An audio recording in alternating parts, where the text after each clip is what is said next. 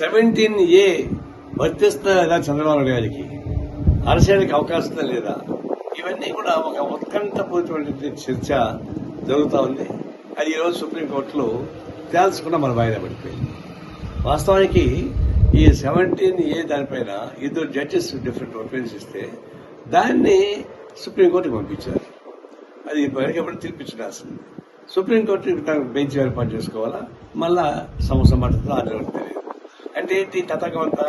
రేపు ఎలక్షన్స్ లోపల ఎవరు బీజేపీకి వ్యతిరేకంగా ఎఫెక్ట్ కాకుండా రాజకీయ నాయకులు ఉండాలా, నోట్లకు ఉండడం డీజేకి అనుకూలంగా ఉండాలా. ఈ పద్ధతుల్లో ప్లాన్ వర్తించే పద్ధతుల్లో ఇవి వస్తూ ఉన్నాయి.